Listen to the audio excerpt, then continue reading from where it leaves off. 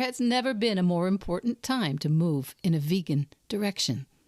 Whether you're ready to start, restart, or re-energize your vegan or plant-based practice, this podcast is for you.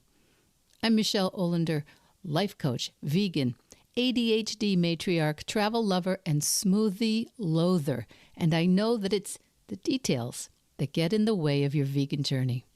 But I like to believe that the obstacle is always the way. So every week we meet here where I translate the tools of life coaching and Stoic philosophy. I bring you actionable tips, some laughs, interesting guests, and vegan ideas for everyone at any age. All to help you veg your best.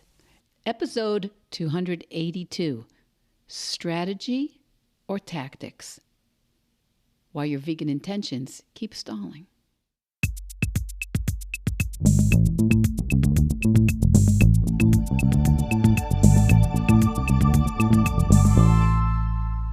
Hey kids, it's Michele. It's the last Tuesday in January 2026, I think. I was just speaking with a client earlier in the week who was kind of beating herself up for how her January has been going. I don't know, how's your January going? Well, this client was kind of beating herself up, as I say, for not having been, quote, perfect. She hadn't been perfect this January with her vegan challenge. And that word, perfect, is her word. It is not mine. And do you hear the scare quotes around that word, perfect? What does that word even mean? But she used it. She was telling me she wasn't being perfect with her Veganuary challenge.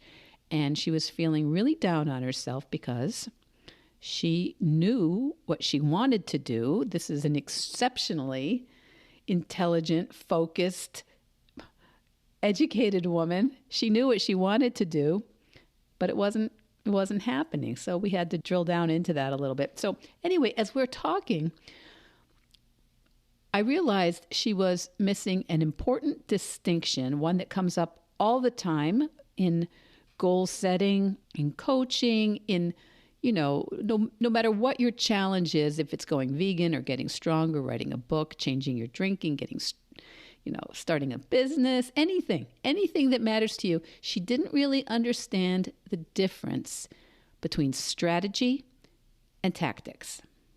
And, in any given challenge, any given undertaking, the difference isn't always obvious. So I wanted to take a little time today to talk about the difference between strategy and tactics and to know which are which.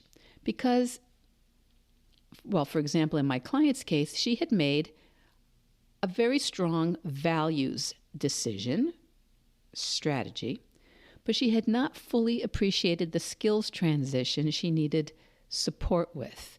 She thought it should just work. She had signed up for Veganuary. That was the strategy. And it wasn't going, in her words, perfectly. So honestly, most people do not fully know the difference, the distinctions between strategies and tactics. And I forget all the time if I'm rushing into an idea. So, I get an idea, I start doing something. You probably do this also. And sometimes it doesn't matter. Sometimes you just go, you make it work. But if you find yourself stuck or you're not making the progress in your goal or your plan that you think you should have, or you have something that's really important to you, it's good to take some time and see what strategies you've got and what tactics you've got. Because we need both. In any meaningful change we're trying to initiate, create, follow through with, we need both. We need strategy and tactics. So there's a quote that's often attributed to the ancient Chinese military strategist Sun Tzu, who wrote The Art of War. Sun Tzu supposedly said, "Strategy without tactics is the slowest route to victory. Tactics without strategy is the noise before defeat." So I'm going to say that again because it actually is very, very, it's poetic and it's useful, I think. Strategy without tactics is the slowest route to victory. Tactics without strategy is the noise before defeat. We need both. We need strategy and tactics, because here's what I see all the time as a coach working with vegan and plant-based folks: smart, caring, thoughtful, educated people who really want this, who care about the animals and health, the planet, the environment. They're not lazy. They're not flaky. These are not unserious people. And yet they feel like they keep restarting. They often, sometimes it's not just the way they're eating, but it's other things that they're trying to accomplish. And most of the time, it's not because, well, it's never because they lack motivation. It's because they've figured out one level of change, but not the other. So let's keep it as simple as I can in a spoken podcast today. Strategy in general is the decision, it's the why, it's the direction. Maybe it's the result that you think you want. It's what you're trying to create over time. So strategy can sound like, well, especially with my clients, it very often sounds like, well, I want my food to align with my values, or I want to limit or eliminate the consumption of animal products, or I want to improve my health, or maybe I want to live in a more sustainable way. I want to opt out of industrial animal production. Tactics, on the other hand, are the how. They're the actions, they're the behaviors, they're what happens on a Tuesday in your kitchen at 5:30 when you're tired and hungry, or when you're driving home from baseball practice on Saturday afternoons. Tactics sound like what you specifically eat for, say, breakfast, what's in your fridge, where you shop, how you order at a restaurant when you don't see a vegan option, what you do when your plans fall apart, or you're in a city where you don't speak the language, or you're at a family gathering and they told you it was vegan, but actually there's cheese all over it. Strategy gives meaning. It's the reason that you want to make the change or take the actions. But tactics create the movement. They're the actions in real life, and you need both. So, where do people get stuck? The most common places are when they have their strategy without tactics, or their tactics without strategy. Strategy without tactics looks like somebody who really cares deeply. They know all the reasons why something matters. They've probably done tons of research, but they have no system. They don't have defaults. There's no plan for when everything goes pear-shaped, when everything gets messy. So the decisions start to feel heavy, and every, non-ideal workaround starts to feel like a failure, and every slip feels exhausting. And this is often when people say, why can't I just do this? I know what to do. And it's not because you don't care, and it's not because you're not smart. It's not because, it's not because you're wishy-washy or flaky. It's because you're trying to live at the identity level. You're trying to live at some kind of accomplished, finished level without the support of the action level. Now, the other thing is some people have tactics without strategy. And this one looks very productive, right? It's, you signed up for the vegan 5-day challenge, or all the rules and ideas from the American College of Lifestyle Medicine. Maybe you have a meal plan or multiple meal plans. Maybe you have meatless Mondays. Maybe you have a 30-day reset or boot camp, but there's no deep why. There's no important identity shift underneath it.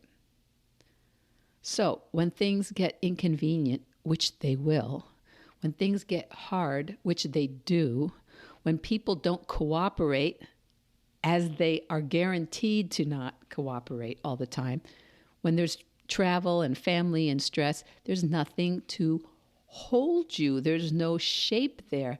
There's not a big reason that matters to you. And suddenly it all feels kind of, artificial and brittle. Like one wrong move means you're off, and then what the heck, right? What the heck? Might as well. And it's over. Or it's kind of over. So I wanted to give you a quick example from outside the vegan world, because as I always say, how you go vegan is how you do everything. This distinction between tactics and your strategy, this is important no matter what your goal is. It's a human issue in any industry. And for example, the really brilliant writer Stephen Pressfield, he wrote the book, The War of Art. Now, Sun Tzu, who we quoted earlier, wrote The Art of War somewhere before the Common Era. But Stephen Pressfield wrote The War of Art, and he talks about something he calls resistance, which keeps artists, specifically writers, from doing the work they want to do. And resistance, he says, it's not laziness, it's not a character flaw, though artists who are having trouble fighting resistance often blame themselves, see themselves as lazy or flawed. But it's the internal force that shows up exactly when you're trying to do something meaningful. That's resistance, or what he calls resistance. And what's fascinating is how in his book, The War of Art, Pressfield is clear that you don't defeat resistance with motivation, which we all think you need more motivation. He says you defeat it with strategy and tactics. Now, Stephen Pressfield's strategy is to turn pro. That's what he calls it. But it's not turning pro in the money sense, but in the mindset sense. Turning pro to Pressfield means you stop waiting for inspiration and motivation. You stop treating the work like a hobby, and you commit fully because that's who you are now. You don't, professionals, Stephen Pressfield says, they don't say, do I feel like it today? They ask, okay, what time do I start? So that's his idea of strategy as a writer. It's identity level. But the tactics, then come the tactics, and they are quite unglamorous. They are things Stephen Pressfield recommends, like showing up at the same time every day to start, working in the same place, setting very measurable goals like words, hours, or pages, making it smaller than you think is important, focusing only on the act of working, not whether it's good, and understanding that fear is not a stop sign. It's actually, we talk about this in our work here too, fear is not the stop sign, it's a compass. It doesn't mean you're doing something wrong, it means you're doing something important. So I totally recommend this book for a million reasons, but Stephen Pressfield is very blunt that sometimes work feels like digging ditches. So you don't evaluate it or negotiate it, you just do the work. Now, why have I interrupted the middle of our talk about strategies and tactics for people in a vegan or plant-based focus? It matters for everyone, right? Writers don't beat themselves up for needing routines and structure and accountability. They understand that to change requires tactical support. But some of us, when it comes to food or health or animal ethics that we think are really important to us, we suddenly think we should just be able to do this. Or maybe we need to care more, or we need to try harder. But the vegan journey, just like any meaningful change, works the same way. You need a strategy, and that's the part that matters to you. Sometimes people say it's the why that makes you cry. Sometimes people say, this is the who I want to be, or the who I really am. And then you need the tactics. You need the routines, the defaults, the systems, and the support. Support not because you're weak, but because the resistance in any new undertaking is real. So support and accountability. Very often this is the part people skip because they kind of don't want somebody weighing in on how well they're doing things. They don't really want to be criticized. They don't want to hear it. They don't want to have to self-report. But accountability is a tactic. It's not a strategy. It doesn't create the motivation. It doesn't give you values, but it does something very important. It keeps you out of complete isolation. So most people are trying to do identity level change, becoming vegan, becoming plant-based, writing a book all alone. And then they wonder why it's so hard. Having accountability or support doesn't make you care, but it can help you to stay in the conversation when you're caring, isn't working well enough, when it doesn't feel like enough.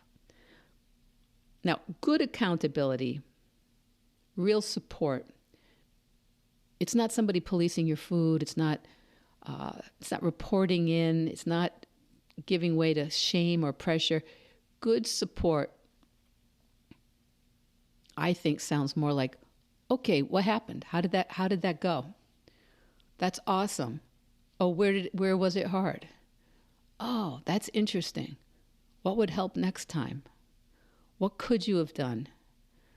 Would that really work? If accountability makes you want to hide, that's not support.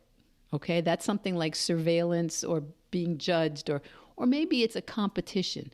And that doesn't work in the long term. But I do think most of us need some support as a tactic, whether we're moving in a vegan direction or anything else. And support can look like a friend that you reflect with.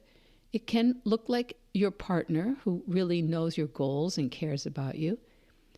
It could look like a small group. It could look just like a structured process of self-reflection, if you know how to do that well. And it can also look like a coach. And the point isn't your performance. It's not the result. The point is staying engaged, because when life gets loud and hard and confusing, tactics are what get you back on track. So, to wrap this all up today, remember, your strategy might be, I'm becoming someone who makes choices with my food that reflect my values of how I want to live on this planet. Okay? That's a nice one. Your tactics might be simple meal defaults for when no one has any time or patience left to cook. Or it might look like one reliable restaurant order where you don't have to cross-examine the manager about what's in certain things. Maybe it's an emergency dinner in the freezer. Maybe it's practicing some sentences for when you need to ask what is in something, and the server or the manager or the chef is kind of rolling their eyes and looking impatient with you. And then, if something doesn't work, if something hasn't worked, the problem isn't you. It's just information about what new tactics you might need in your life. So this week, I want you to ask yourself, in any portion of your life that's somehow not going that well, would the idea of knowing the difference between your strategy and your tactics help? Sometimes we have strategies about being in our relationships or in our careers. We have these identities, but something about it's not working. Maybe we've got a strategy without a tactic.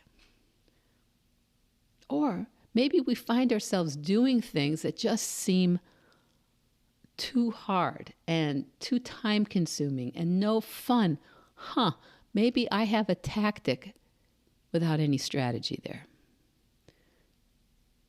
And where could support or reflection on this make the whole process a little bit lighter instead of heavier?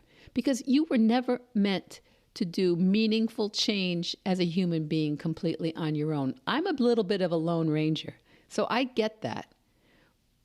I had to kind of learn that needing support doesn't mean that I'm weak or that I'm not serious. It really, really means that you're a human being.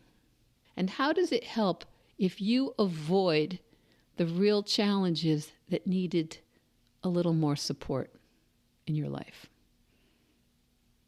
Needing support does not mean you're weak. It means you're human. And that's why this podcast has been here every single week for 282, I guess, consecutive weeks.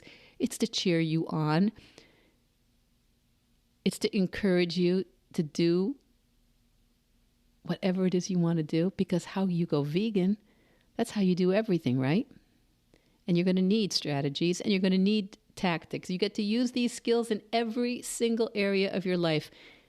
And in my opinion, that's the best thing that happens when you veg your best. Veg Your Best podcast production, music, and editing by Charlie Weinshank. Thanks, Charlie. Before you go, it would mean so much to me and the Veg Your Best team if you would hit subscribe, leave us a 5-star review, or share with someone you think might be interested. Something about algorithms, it helps bump us up a little in the rankings, and that's the best way to help others find the podcast and for us to find our audience. So, until next week, make it easy and veg your best.